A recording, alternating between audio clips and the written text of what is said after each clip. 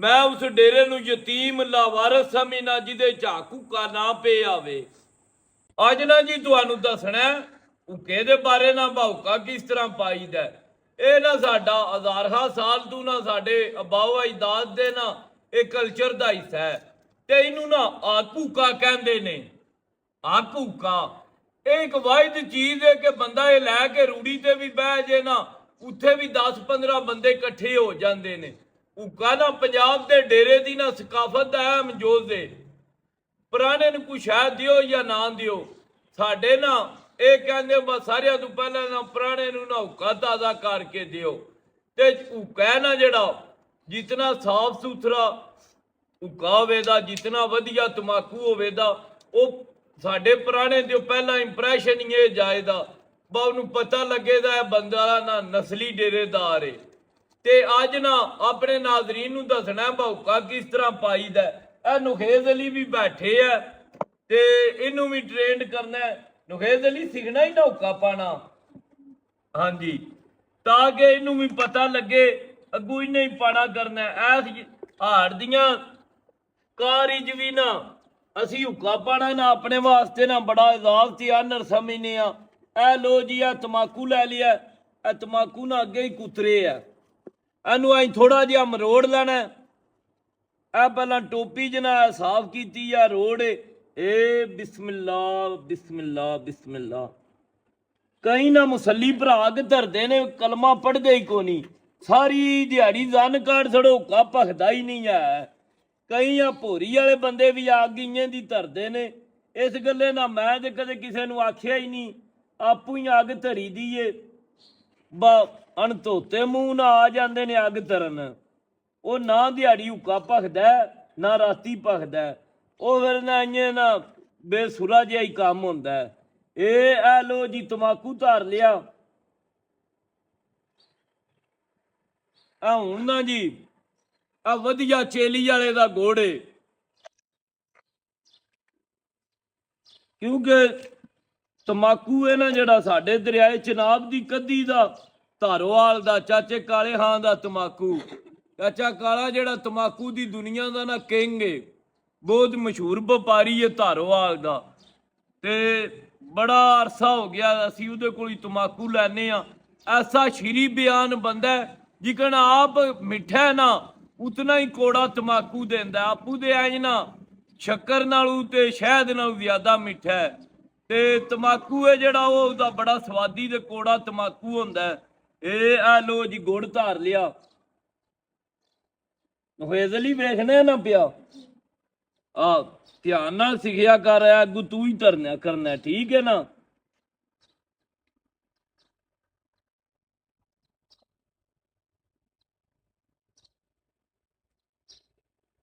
ਐ ਜੀ ਹੁਣ ਗੁੜ ਧਰਨੇ ਤੋਂ ਬਾਅਦ ਨਾ ਜੀ ਹੁਣ ਵਾਰੀ ਆ ਗਈ ਅੱਗ ਦੀ। ਇੱਕ ਨਾ ਮੈਂ ਸਾਰੇ ਆਪਣੇ ਨਾ ਨਾਜ਼ਰੀਨ ਨੂੰ ਦੱਸਾਂ ਬਾ ਖੁਦਾਰਾ ਗਰਮੀ ਚ ਕੋਲੇ ਦੀ ਅੱਗ ਨਾ ਛਿਕਿਆ ਕਰੋ, ਉਹ ਪੈਂਦੀ ਹੈ ਸਿੱਧੀ ਨਾ ਫੇਫੜਿਆਂ ਨੂੰ। ਵਧੀਆ ਗੋਹੇ ਦੀਆਂ ਨਾ ਪਾਪੜੀਆਂ ਹੋਣ ਨਾ ਤੇ ਉਹਨਾਂ ਦੀ ਅੱਗ ਚੰਗੀ ਰਹਿੰਦੀ ਏ ਹਮੇਸ਼ਾ। ਗਰਮੀਆਂ ਦੇ ਨਾ 5-6 ਮਹੀਨੇ ਨੇ ਨਾ ਜਿਹੜੇ ਬਿਸਮਿल्लाह रहमान रहीम। ਨੁਖੇਜ਼ ਅਲੀ ਦਾ ਨੇੜੇ ਹੋ ਜਾ ਤੈਨੂੰ ਵੀ ਸਮਝ ਆਵੇ।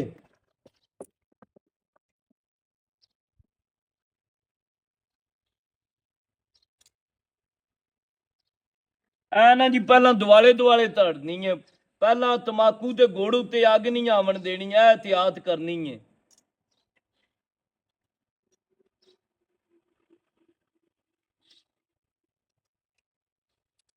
ਤੇ ਸਾਡੇ ਨਾ ਚੰਗਾ ਭਲਾ ਹੁੱਕਾ ਹੁੰਦਾ ਨਾ, ਜਿਸ ਵੇ ਕੋਈ ਨਵਾਂ ਪੁਰਾਣਾ ਆਉਂਦਾ ਨਾ ਤੇ ਉਹਦੇ ਚਾਹ ਵਾਸਤੇ ਨਾ ਫਿਰ ਇੱਕ ਵਾਰੀ ਹੁੱਕਾ ਨਵਾਂ ਕਰੀਦਾ।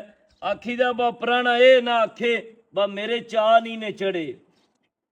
ਇੱਕ ਐਸੀ ਸਾਡੀ ਮਹਿਮਾਨ ਨਵਾਜ਼ੀ ਤਾਬਿਆਦਾਰੀ ਦੀ ਰਵਾਇਤ ਹੈ। ਔਰ ਇਹ ਇਨਸ਼ਾਅੱਲਾ ਨਾ ਉਹ ਦਿਨ ਬ ਦਿਨ ਘਟ ਰਹੀ ਹੈ, ਲੇਕਿਨ ਅਸੀਂ ਆਪਣੇ ਪੰਜਾਬ ਦੇ ਇਸ ਕਲਚਰ ਨੂੰ ਆਪਣੀ ਜ਼ਿੰਦਗੀ 'ਚ ਇਨਸ਼ਾਅੱਲਾ ਖਤਮ ਨਹੀਂ ਹੋਣ ਦੇਣਾ ਹੈ। ਇਹ ਹੁਣ ਜੀ ਗੁੜ ਦੇ ਉੱਤੇ ਰਖੀ ਗਈ ਏ।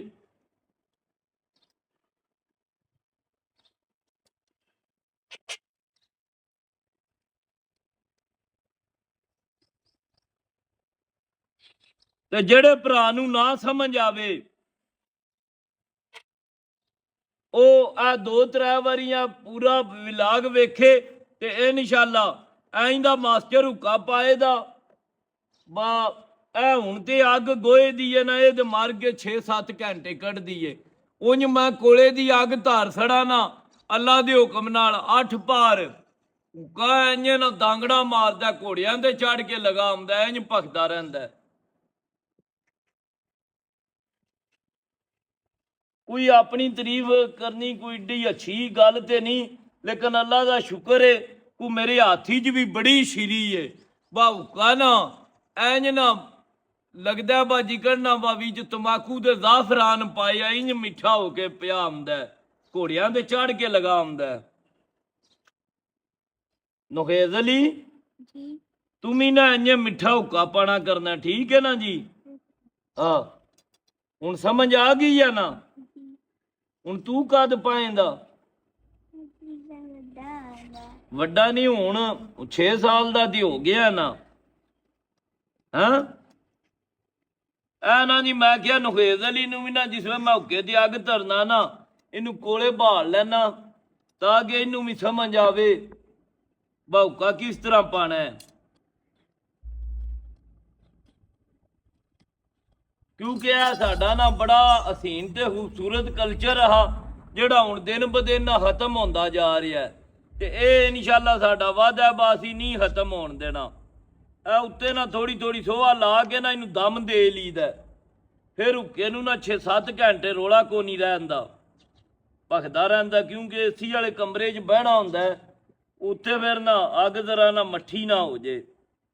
ਤੇ ਇੱਕ ਮਿਹਰਬਾਨੀ ਕੀਤਾ ਕਰੋ, ਗਰਮੀਆਂ ਦੇ 5-6 ਮਹੀਨੇ ਨਾ ਗੋਹੇ ਦੀ ਅੱਗ ਛਿੱਕੀ।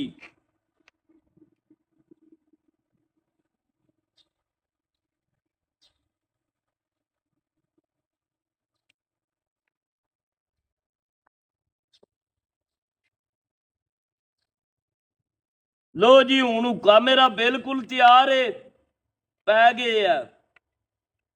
ਇਹ ਬਿਸਮਿल्लाह ਦੀ ਬਰਕਤ, ਸ਼ੁਕਰ ਹੈ ਮਾਲਕਾ। ਆਗ ਹੁੱਕਾ ਹੁਣ ਤਿਆਰ ਏ। ਹੁਣ ਨਾ ਜੀ ਟੂਟਾ ਲਾਣਾ ਤੇ ਇੰਜ ਨਾ ਲੋਰੇ ਆਵਣੇ ਨੇ ਇੰਜ ਲੱਗਣਾ ਜਿਕਰ ਕਗਾਨ ਨਰਾਨ ਦੀਆਂ ਵਾਦੀਆਂ ਹੀ ਪੇ ਫਿਰਨੇ ਆ। ਇਹ ਆ ਵੇਖਿਆ ਜੇ ਨਾ,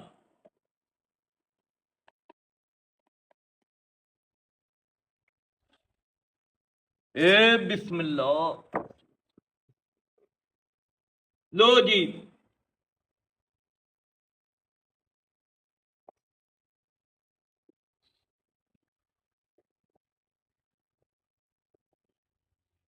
ਜਿਹੜਾ ਸਵਾਦ ਨਾ ਹੁੱਕੇ ਦੀਆਂ ਪਹਿਲੀਆਂ ਸੂਟੀਆਂ ਦਾ ਨਾ ਇੰਜ ਬਿਲਕੁਲ ਉਸ ਵੇ ਅੱਗ ਹੁੰਦੀ ਏ ਇੱਕ ਵਾਰੀ, ਉਹ ਸਵਾਦ ਅੱਜ ਤਾਈਂ ਮੈਨੂੰ ਕਿਸੇ ਸ਼ੈ 'ਚ ਨਹੀਂ ਆਇਆ।